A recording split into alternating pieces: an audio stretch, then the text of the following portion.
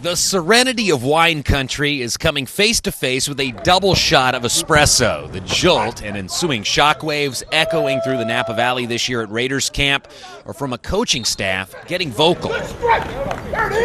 Last year, as the offensive coordinator, Hue Jackson raised the volume level at practices, but now in his first campaign as head coach, he's intent on coming through loud and clear to players on both sides of the ball. I want to be heard. I mean, I don't think you can talk tough and speak out of soprano voice. I think you got to talk with a little bass in your voice so guys understand what you're trying to accomplish. And I truly believe that. I mean, we speak that way. I mean, that's the communication with our players. I don't want them talking softly. We might be in a stadium where it's loud, nobody can hear you. And by being heard early and often in camp, it sets a tone and makes a statement. I think it gives our players a little more energy, and I think it allows them to play with a little bit more zest. And I just think, as I told you, it's about competing. Everything we do is about competing. If we compete and we have that mindset, we got a chance to just raise the bar just a little bit. The players note the difference in volume and appreciate how there's a message being conveyed with such intense vocal energy. Hugh's brought that since day one. And my first year, he wasn't here, and I could tell the immediate difference when I came back with him being on the practice field. And just having guys compete, and that's what it's all about. And, it seems like he was born a Raider because this is what he's all about, and I'm glad he's out here, Coach. I think with the coaches being vocal like that, it's something that rolls off on the players because you can see it within the offense and the defense. Guys are making calls and just relaying the calls to other players, and that's something that we really need. It's communication. It's a competitive environment. Everything we do has a purpose and a reason.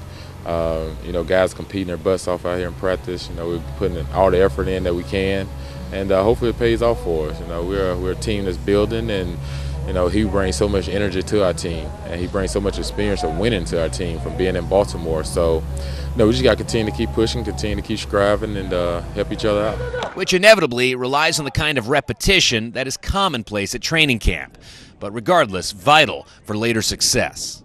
And I just think the more you emphasize something, the more your players start to understand and believe that that's what needs to happen. And I think they're starting to get it. Are we there yet? No. And we don't need to be there yet. We're not playing a game, and it's practice. But I think the fact that we're emphasizing the finish, we're emphasizing seeing things, understanding situations, that's become our mantra as a staff to make sure our players understand. I think eventually that is what they will do, and I think they will start to really, truly understand. Those are the things that help you in football games. And a physical camp can be another key part to getting ready for what the Raiders hope extends well beyond the regular season.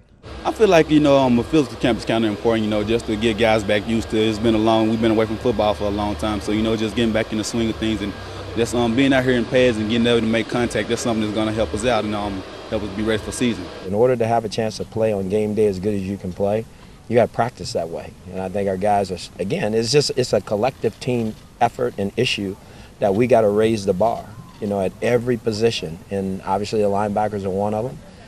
But there's not a position on this team that I don't expect to make that next jump. And I talk about it every day, and I'm not going to quit talking about it, because until we do it, am I not going to quit beating that into them? That there's an expectation, there's an effort level that you have to practice at, and you're not going to feel good. There's going to be days it doesn't feel good, there's days you're not going to want to, days you're going to get tired of hearing me yell and scream. I don't care. I'm going to keep yelling and screaming, because that's just the way it's going to be.